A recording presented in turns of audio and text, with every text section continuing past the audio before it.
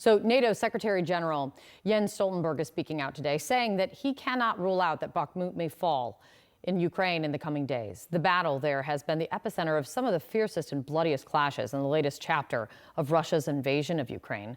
Ukraine's military, though, is not ready to surrender the city yet, claiming that the Russians are taking heavy losses there, including losing 100 soldiers in the past 24 hours.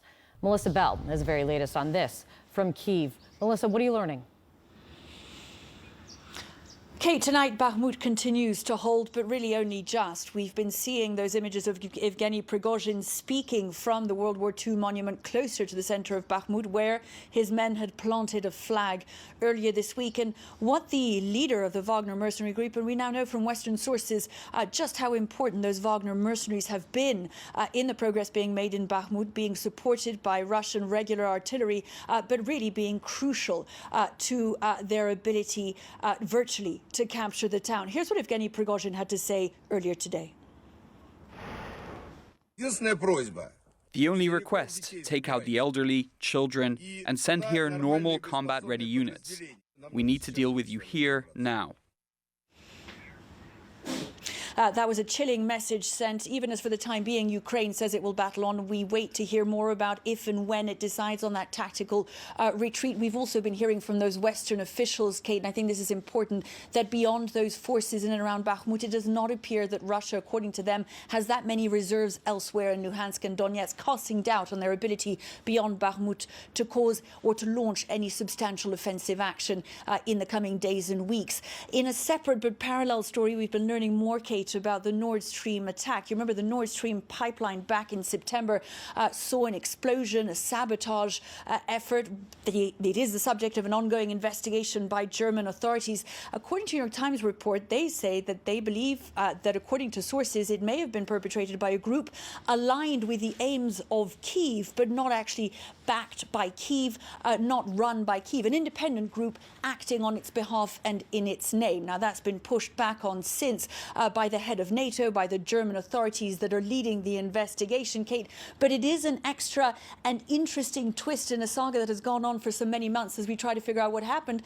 And unusually, Kyiv and Moscow have also seemed to agree on the fact that this isn't something that they both deny. One of the rare points of agreement that we have between them at the moment, Kate. Yeah, very rare. Great point. It's good to see you, Melissa. Thank you.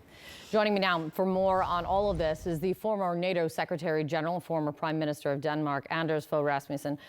Secretary General, it's great to see you again. Thanks for coming in. On Bakhmut, we heard not only what Stoltenberg says about Bakhmut today, but we also have President Zelensky defending the strategy in Bakhmut in a new interview with my colleague Wolf Blitzer. Let me play just a moment of this interview for you. This is tactical for us. We understand that after Bakhmut, they could go further. They could go to Kramatorsk, to Slavyansk. It would be an open road for the Russians after Bakhmut to other towns in Ukraine, in the Donetsk direction, in the east of Ukraine.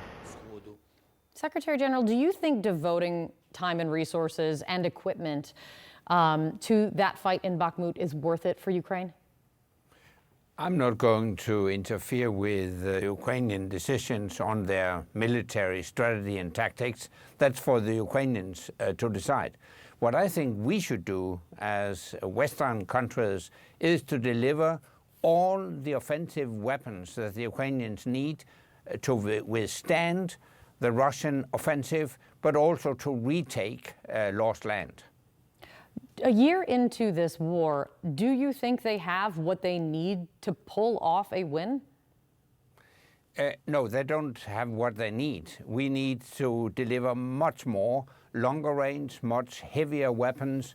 We need to deliver long range missiles, heavy battle tanks, eventually also fighter jets. I think we should deliver everything the Ukrainians need to win this war. It's in our interest, it is in the US national interest to put a quick end to this war because that would give the US more room of maneuver to address the real long-term global challenge, namely China and the Indo-Pacific. And the best way to put a quick end to this war is to deliver all the weapons the Ukrainians need. If that is the case, and it seems logical what you're saying, give them the weapons they need and they're asking for in order to help them win and hold their country. But why then, if you can take me behind the scenes in the rooms that you are in, President Biden is still a no on F-16s when we're talking about fighter jets. Why do you think Biden still resists? What do you think he's missing here? Well, actually, I don't understand why we have all those, I would call them self-imposed restrictions on weapon deliveries. The fact is that the Russians has just moved their missile launchers beyond the reach of the Ukrainians. So it doesn't make sense that we have restrictions on our weapon deliveries. One argument I often hear is the risk of provoking Putin to give him incentives to escalate the war. But the fact is that Putin is the one who escalates, and 1 or 2 steps behind, we deliver heavier and heavier weapons. But the fact is, you cannot win a war by an incremental step-by-step approach. You have to surprise, you have to overwhelm your adversary. So the security compact for Ukraine that you authored, we've discussed the contours of it somewhat on the show previously. I'm curious, where does that stand right now? Do you have buy-in from nations to pull this off and secure Ukraine's long-term security as you so desire?